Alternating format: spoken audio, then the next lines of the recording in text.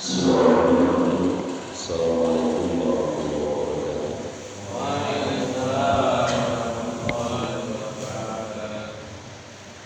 Alhamdulillah wassalatu wassalamu ala nabiyil mustafa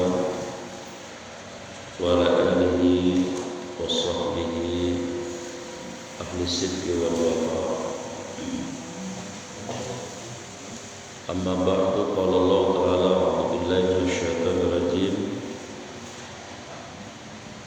Subhanaka la ilma lana illa ma 'allamtana innaka antal alimul hakim.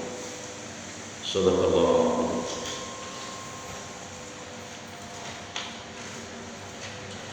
Jamaah Musal Al-Hidayah yang Allah muliakan, khusus ketua dan pengurus DKM. Pada pagi yang cerah ini, alhamdulillah kita dipertemukan Allah. Informasinya katanya ada jeda ya, berapa minggu enggak taklim, lumayan ya.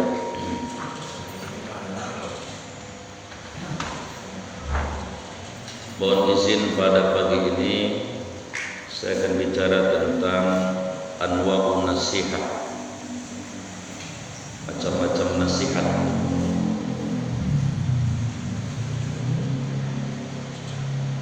Setidaknya nasihat itu ada 6 ya.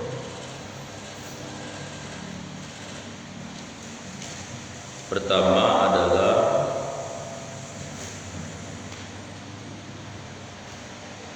al-qalb, hati.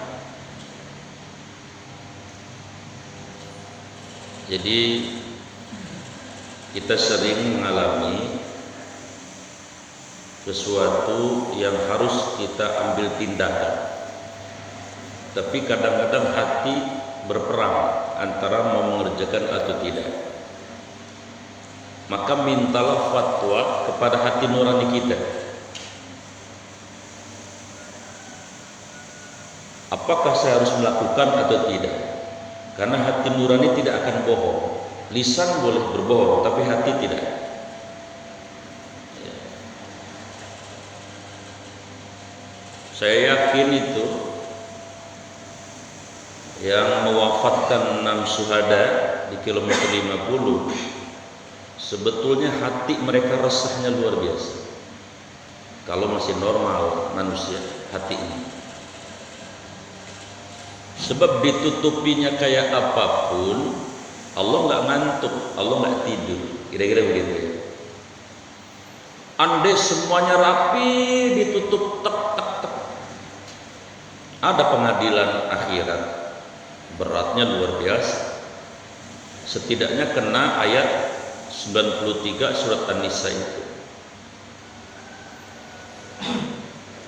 Wa may yaqtul mu'minan, siapa yang menghilangkan nyawa orang beriman walaupun 1 orang, muta'ammidan, unsurnya sengaja, fajazaohu, maka balasan untuknya si pelaku, Allah sendiri yang menyebut, jahannam khalidan fiha, neraka jahanam selamanya. 2, wa ghadiballahu alaihi, Allah murka kepadanya di dunia dan di akhirat. Itu makanya bisa jadi resah dia, seumur-umur resah dia. Wala'anahu, Allah laknat dia. Wa'adallahu adaban azima, dan Allah siapkan neraka spesial, siksa spesial yang amat sangat pedih. Karena ketika mau berbuat, mengeksekusi, menghilangkan nyawa, hati sebetulnya nggak mau menerima itu. Kira-kira seperti itu. Maka nasihat itu ada di hati kita. Kalau kita mau melakukan sesuatu, minta nasihat kepada hati kita, hati nurani kita. Ini kira-kira baik apa tidak, benar atau tidak. Yang kedua, jamaah yang saya muliakan, nasihat itu berupa Al-Quran. Makanya Rasulullah mengatakan ad-dinu nasihat. Din itu adalah nasihat, agama itu isinya nasihat.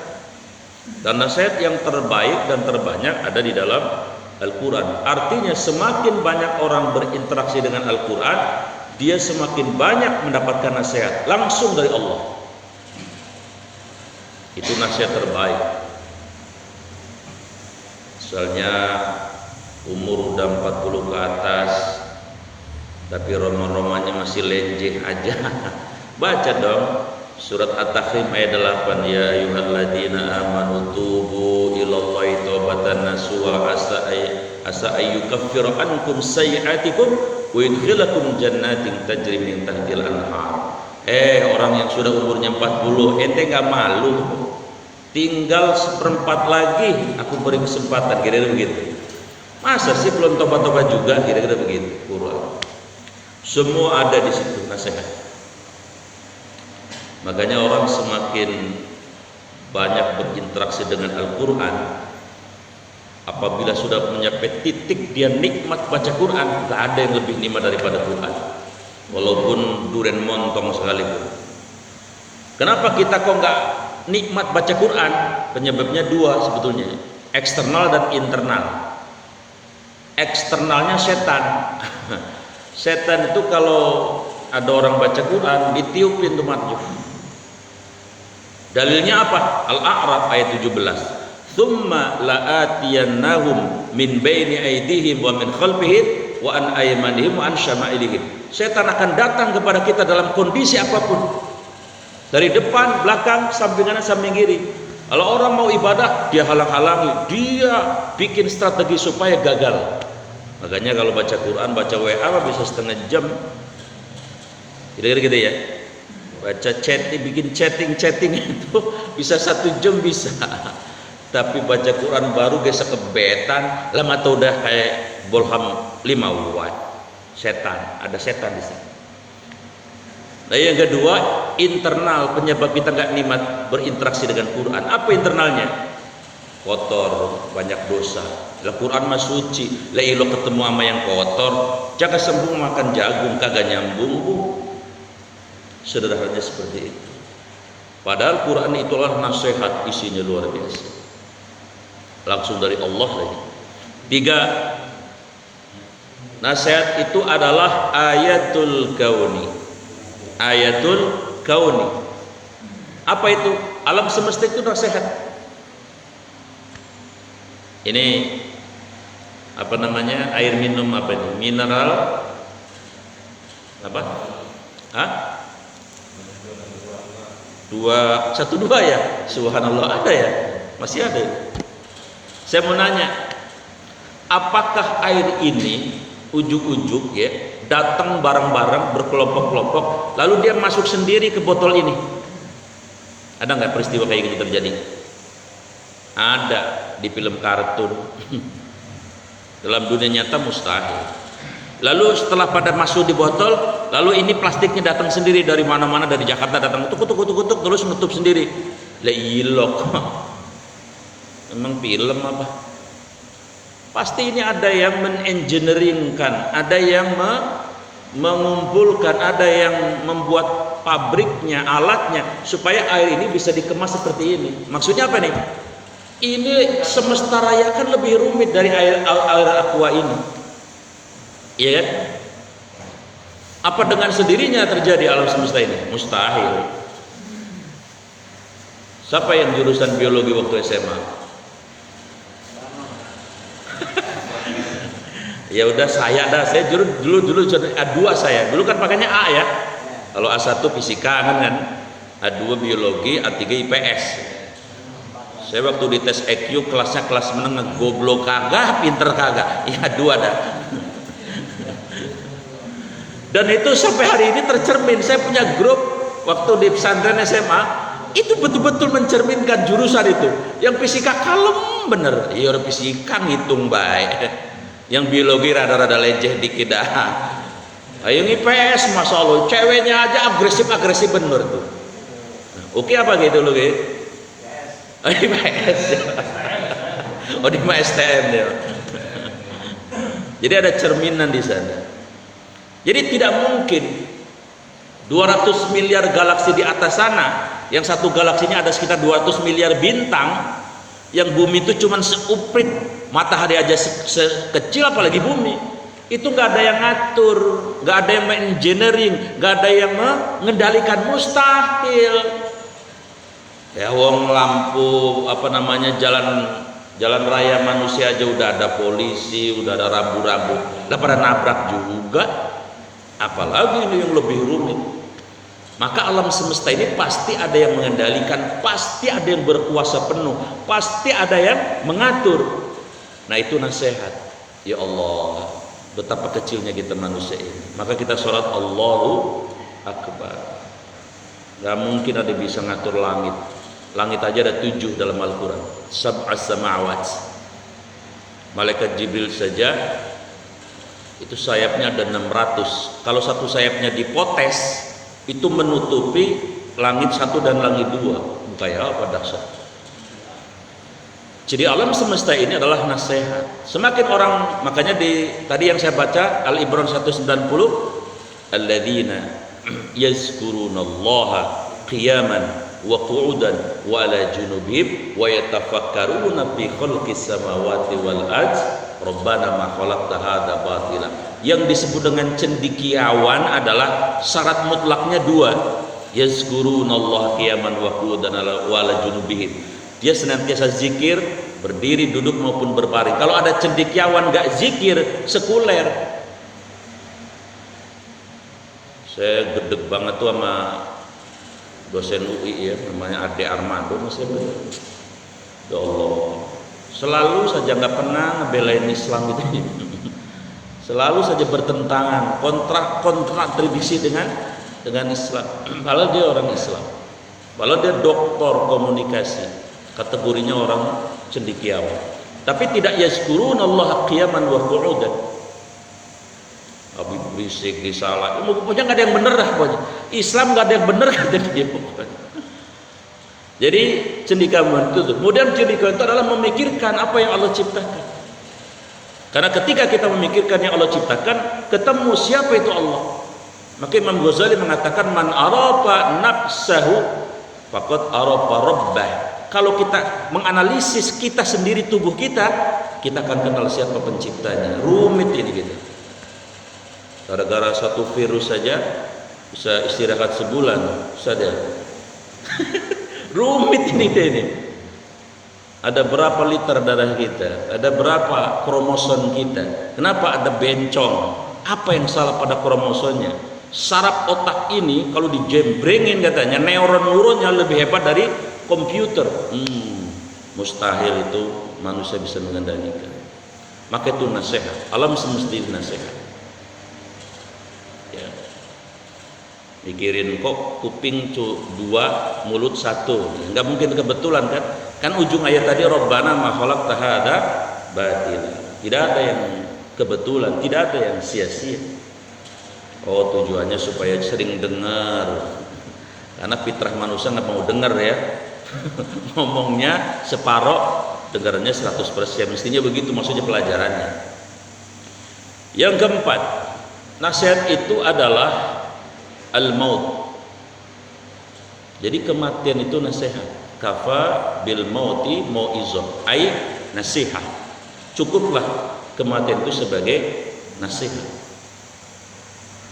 Kenapa? Iya dong. Kalau sudah kematian itu datang, bisa nggak ngaji kayak gini? Ya bisa. Bisa nggak makan durian? Boro-boro.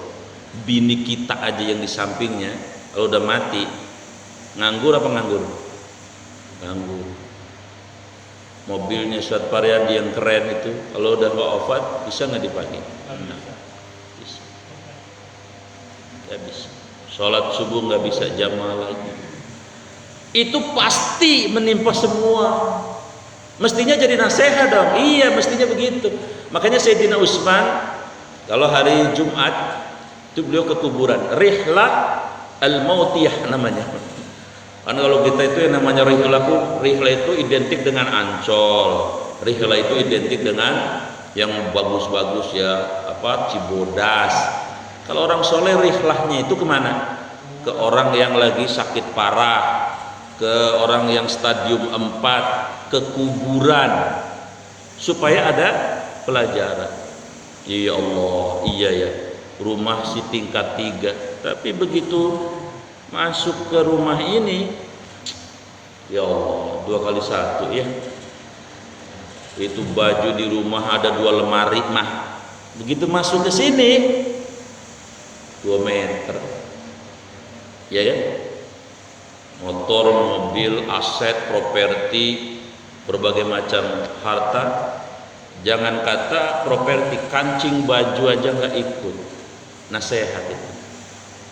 Makanya lucu kalau ada orang gotong mayit tapi cengengesan, nah itu lucu. Memang dia belum paham bahwa itu adalah nasihat. Yang keempat, 4/5 ya. Yang disebut nasihat adalah al-musibah. Musibah itu nasihat. Nih nasihatnya. Karena saya pernah ngomong ya, kenapa musibah itu terjadi dalam pandangan Al-Quran dan Sunnah? Ada 7 penyebabnya kan. 1, Ar-Rum 41, dhaharal fasadu bil barri wal bahri bima kasabat aydin nas. Telah nampak kerusakan di darat di laut karena ulah manusia. 2, mengapa musibah terjadi? Al-Ankabut ayat 1. Ahasiban nasu ayyutraku ayyaqulu amanna wa hum la yuftanun. Apakah orang Indonesia yang muslim 230 juta itu dibiarkan mengatakan kami orang Islam loh terbesar di dunia, wa hum la yuftanun, padahal belum diuji sama Allah. Enggak mungkin diuji dulu iman kita. 3, mengapa musibah terjadi? Lihat surat Al-A'raf ayat 96. Walau anna ahlal qura amanu wattaqaw la fatahna alaihim barakatin minas sama'i wal ard walakin kadzabu fa akhadnahum bima kanu yaksibun. Sekiranya penduduk negeri yang ada di Indonesia itu yang mayoritas muslim itu beriman dan bertakwanya benar, pasti Allah kirimkan keberkahan dari langit dan dari Allah turunkan keberkahan dari langit dan bumi.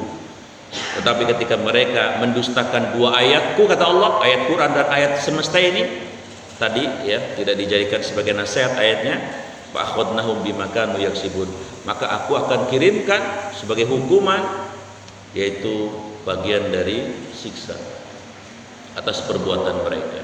4, mengapa musibah terjadi? Lihat surat Ibrahim ayat 7, la benar-benar injika syakartum, kalian terima kasih kepada aku. Maksudnya terima kasih apa? Ini bumi Indonesia itu bukan punya manusia. Kadang-kadang saya suka rada-rada ceneh kalau ada yang bilang harga mati, apanya emang punya ente?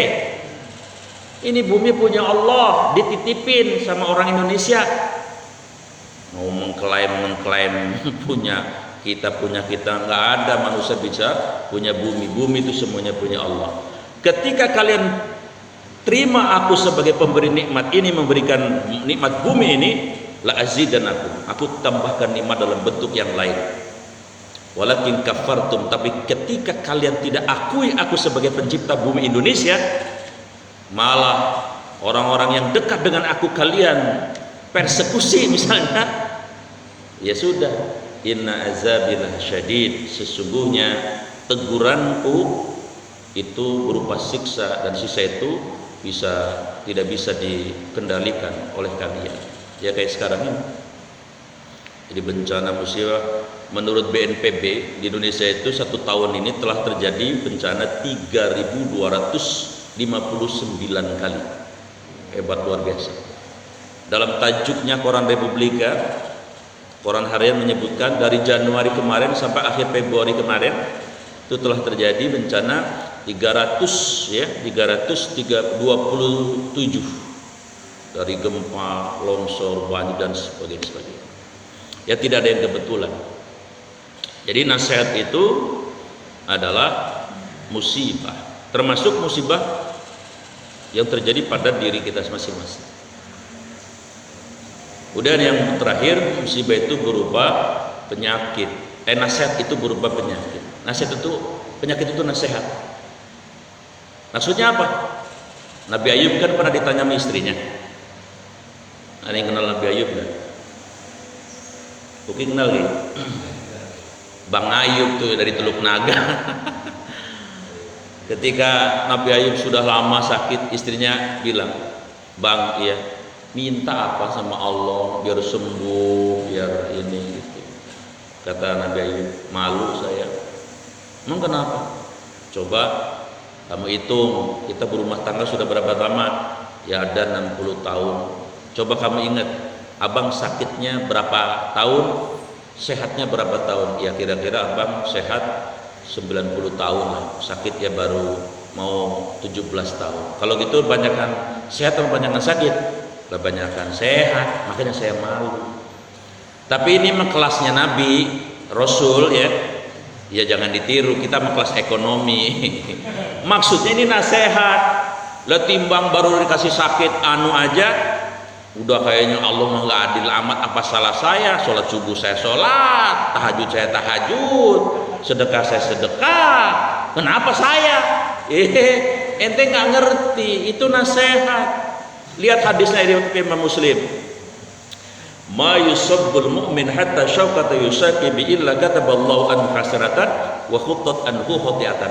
Seandainya nggak ada sakit nih, bangkrut kita. Makanya ada hadis bunyinya begini. Seandainya orang tahu, kata Nabi, lau ya'lamuna, seandainya mereka tahu tentang hebatnya keutamaan sakit, pasti semua umatku berdoa minta dikasih sakit. Kenapa? Masalahnya sebab sakit demam 1 jam saja itu bisa menghapus dosa tahunan. Tapi jangan minta sakit. Oke, jangan minta sakit, boleh. Kita mintanya tapi kalau dikasih sakit itu nasihat buat kita. Udah bersyukur belum? Ya, itu adalah cara Allah menyayangi kita dan sebagainya. Dan yang terakhir, yang ketujuh, nasihat itu berupa nasihat qauliyah, ucapan. Baik. Ada nasihat yang diberikan malaikat Jibril kepada Rasulullah. Kalau begitu kesimpulannya apa? Nabi saja butuh nasihat. Nabi saja masih dinasehati. Ini kadang-kadang baru apa nggak mau dinasehatin ya, nggak mau dikritik. Ya. Alhamdulillah sih beneran tahu kagak ya kemarin katanya boleh kritik saya. Kata Pak JK, tapi bagaimana caranya supaya saya kritik ente tapi saya gak di penjara, kan begitu ya. Jadi jamaah yang saya muliakan, kritik atau nasihat berupa qauliyah itu juga dialami oleh Rasulullah. Siapa yang berani menasihati Nabi? Malaikat Jibril. Apa nasihatnya malaikat Jibril? Udah sangat terkenal tuh. Kalau ada acara kematian pasti diungkapkan hadis ini nih. Apa kata Jibril? Ya Muhammad, wahai Muhammad, ishma syi'ta fa innaka mayyitun wahbib man syi'ta fa innaka mufariqun bih wa amal ma syi'ta fa innaka majziyun bih. Nasihat Jibril kepada Nabi. Nabi dinasehati lah, bayangin coba. Yang enggak punya dosa disayati. Kata Jibril, Muhammad, kamu boleh hidup sesuka Anda, tapi ketahui Anda bakal jadi mayit. Anda boleh mencintai siapapun yang Anda suka, tapi ketahuilah yang mencintai Anda akan berpisah dengan Anda. Entah Anda yang dipisahkan atau dia berpisah dari Anda. Ini sunatullah. Yang ketiga, wa amal ma syi'ta fa innaka majziyun bih. Jadi beramallah, berbuatlah sesuka Anda, tapi nanti ada pertanggungan jawabnya.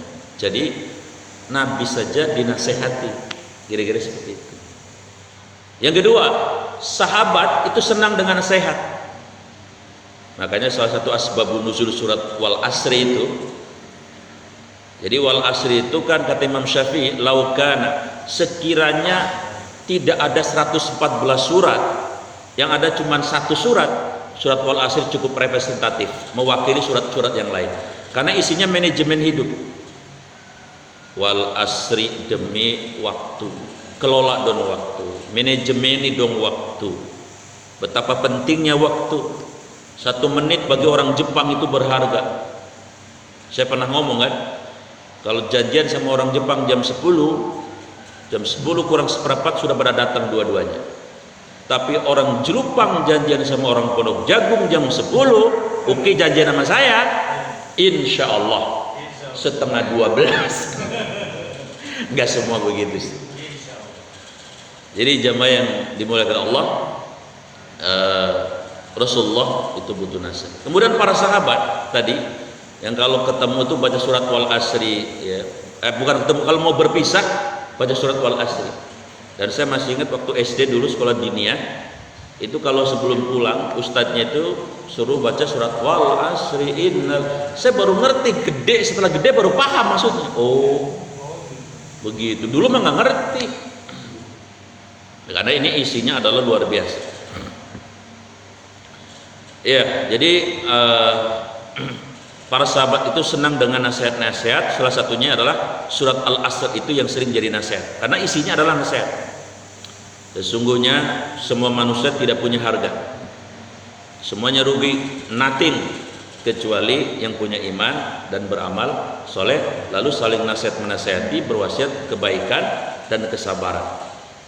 Itu luar biasa. Sayyidina Umar itu pernah dinasehati. Yang menasehati siapa? Bukan Sayyidina Abu Bakar. Kalau Sayyidina Abu Bakar wajar, lebih tua, lebih senior. Yang nasehatin istrinya. Nerima nggak beliau? Nerima.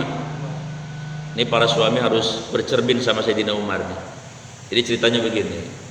Beliau menjadi khalifah. Ada seorang sahabat yang pengen dapat advice ya, nasihat dari Sayyidina Umar. Maka datang ke rumah Sayyidina Umar. Begitu mau ketok pintu, tek gak jadi. Kenapa? Karena pintu rumah Sayyidina Umar itu ada bolongnya. Lalu dia ngintip melihat di dalam. Apa yang terjadi? Sayyidina Umar lagi dinasihati istrinya. Tanda petik diomelin malah. Anehnya Sayyidina Umar yang setan aja takut ya. Yang kalau naik kuda kakinya ngelengser ke bawah saking gagahnya. Kalau berantem sama dia jangan coba-coba dah. Kalau belum punya cimande, cimone, cikokol mah istrinya begitu jagoan dia. Dinasehatin istrinya, kalau bahasa Jawanya apa? Ngedingkluk baik begitu. Sayyidina Umar loh, khalifah lagi. Istrinya marah-marah ngomel sebagainya. Setelah sholat zuhur, sahabat yang tadi meminta nasihat nanya, konfirmasi. Tuan, iya. Saya lihat tadi Anda diomelin sama istri Anda. Saya surprise. Memang kenapa? Kok Anda diam saja? Anda kan gagah luar biasa. Apa kata Sayyidina Umar? Bang, pada dasarnya yang paling berjasa kepada hidup kita setelah ibu kita adalah istri kita. Zaman dulu kan nggak ada setrikaan ya, nggak kayak sekarang setrika listrik gitu. Nih yang nyetrikain rambut baju kita siapa? Istri. Yang nyuciin istri. Ente makan tiap hari? Makan. Yang masakin? Istri. Yang beresin spray? Istri. Yang ngandung anak kita, kan kita kan cuma laki-laki nanam saham. Yang payah kan siapa? Tapi kan pasti diaku kan di luar, anak saya. Oke, anaknya di mana yang sekarang? Yang gede? Hah? Anaknya di mana sekarang? Sekolah di mana? Umpama ente anaknya itu sampai jadi dokter, pasti kalau nanya, Bang Oki, anak siapa? Anak saya, anak saya. Padahal mah yang ngelahirin, yang ngandung kan bukan kita. Ya. Jadi kata Sayyidina Umar, yang ngandung anak kita istri, yang lahirin anak kita istri, yang mijitin kita istri, yang jujur nasihatin kita istri. Yang capek ngurusin rumah ini, kita kan tinggal enaknya istri. Masa iya sih kita dinasihati sama dia yang paling berjasa setelah ibu kita, terus kita ngelawan? Kayaknya nggak masuk akal deh. Oh iya juga ya. Luar biasa ya Sayyidina. Ini model kita khalifah bukan, gubernur bukan. Tapi lagunya luar biasa. Jadi nasihat para sahabat itu senang dengan yang namanya nasihat qauliyah namanya. Nah, yang terakhir saya ingin menyampaikan, saya beberapa waktu lalu ada quote di media sosial, ada nasihat yang baik menggunakan kaidahnya Imam Ali, ya, unzur ma qala wa la tanzur man qala. lihat apa yang dinasehatkan, tapi nggak usah mikirin siapa yang ngasih nasihat. Karena nasihat bisa jadi datang dari anak kecil, bisa. Imam Ali pernah dinasehati waktu wudhu itu. Ada orang tua dinasehati sama anak kecil, nurut. Karena yang penting konten nasihatnya itu. Ya. Baik, apa isinya nasihat ini? Saya ambil itu kemarin. Ada 4 nasihat yang baik buat kita ini ya. Apa itu? Pertama, don't worry. Jangan suka khawatir. Jangan suka memikirkan yang belum terjadi. Karena ini bisa merusak psikologi kita, hati kita. Ada riwayat menyebutkan ketika ada seorang ulama yang kasyafah ya, ulama yang sangat dekat kepada Allah, diizinkan bertemu dengan Pirus di Damaskus itu kan. Dia sedang berada di perjalanan padang pasir. Lalu dia diizinkan oleh Allah bertemu dengan Pirus itu. Kata dia, Pirus mau kemana ente? Ke Damaskus. Damaskus itu kalau sekarang 3 negara ya, Lebanon, Palestina, Syria. Mau ngapain? Saya disuruh Allah. Untuk apa? Memberikan musibah kepada mereka. Terus Allah kira-kira hitungan Allah itu berapa yang akan mati? 1000-an lah kira-kira. Tak berapa lama pulang lagi, ya, ketemu lagi dengan hamba Allah yang dekat sama Allah tadi. Terus katanya, iya. Ente bagaimana? Bagaimana maksudnya bagaimana? Lah kata ente yang Allah akan wafatkan 1000 orang. Terus kenapa yang meninggal 5000? Oh, sebenarnya sih catatannya 1000 orang. Yang 4000 dia mati karena tegang katanya. Karena tegang. Karena pikiran yang tegang. Karena khawatir, stres, depresi. Oh, jadi depresi bisa bikin orang mati rupanya. Bener. Ada orang fobi terhadap ketinggian. Naik kapal bisa mati loh Pak. Kalau orang yang sangat sindrom ya, fobi terhadap itu bisa mati. Maka Rasulullah mengajarkan satu doa yang luar biasa. Allahumma inni a'udzubika minal hammi. Ya Allah, aku berlindung kepadamu dari ham. Apa ham? Kekusutan pikiran. Kenapa kusut? Mikirin nanti bagaimana. Ini kalau kita mikirin nanti lah, kita ribet urusan. Anak kita bagaimana ya nanti ke depan, waduh, sekolah mahal, kehidupan begitu, fitnahnya luar biasa. Nanti jodoh anak kita siapa? Ngapain mikirin 20 tahun 30 yang akan? Mereka punya nasibnya masing-masing. Allah melarang kita memikirkan yang terlalu jauh. Kenapa? Di surat Luqman ayat 34 apa? Innallaha indahu ilmu sa'ah wa yunazzilul ghaitsa wa ya'lamu ma fil arham wa ma tadri nafsun ma taksibu ghadan. Tidak ada yang tahu satupun manusia besok bagaimana. Jangan kata 20 tahun lah, besok aja kita nggak tahu. Makanya nggak usah terlalu kusut memikirkan ini dan sebagainya. Karena tadi akan berakibat kepada psikologi. Ayah Uki ini kayaknya nggak terlalu banyak pikiran ya, jadinya awet muda. Ustaz Faryadi gemuk, sehat, nggak banyak pikiran. Tapi yang paling sehat orang gila. Kenapa Ki orang gila sehat banget? Nggak ada pikiran. Lah coba orang gila tidur di emperan nggak pakai tikar juga nggak masuk angin. Emang ada orang gila kerokan? Makan dia sembarangan, apa dia mules? Pikirannya fresh ya, nggak ada pikiran sama sekali. Bukan berarti saya bilang ya sudah kita nggak usah ada pikiran, laki gila lagi kalau gitu, bukan. Tapi proporsional. Yang kedua nasihatnya yang luar biasa Pak. Kata dia, don't hate, tulisannya hate. Jangan terlalu banyak benci sama manusia katanya. Kalau terlalu banyak benci, akibatnya nanti banyak negative thinking, lalu kita akan mengklaster-klaster hubungan interaksi kita. Nggak mau gua nyampur sama dia, gua orang balaka cikut begitu. Akhirnya jadi masalah dalam hubungan sosialnya tadi. Itu nasihat yang baik menurut saya. Maka ciri orang yang diterima oleh siapapun adalah dia mau rendah hati dengan siapapun. Saya dulu terkenang ulama, ketua Dewan Dakwah Islamiyah Indonesia, Ustadz Hussein Umar. Ada yang kenal nggak? Ustadz Hamid pasti seangkatan saya kenal lah, yang umurnya 50-an. Iya, ente sih generasinya Upin Ipin ente. Jadi saya dulu waktu di Al-Azhar sering ada tablik akbar tahun 91-an. Itu saya suka datang ke sana dengan teman-teman.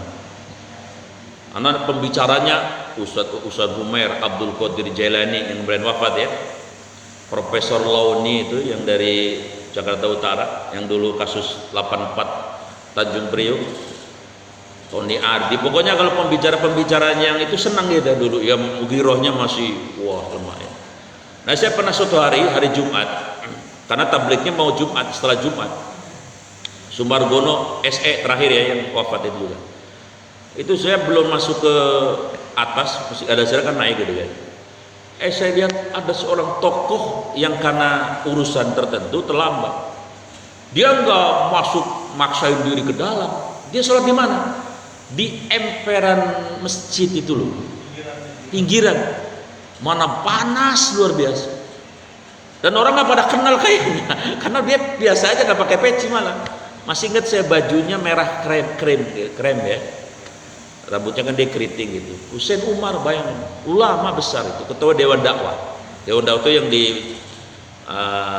oleh Pak Dr. Muhammad Nasir ya, tokoh pahlawan nasional yang mengintegrasikan bangsa ini.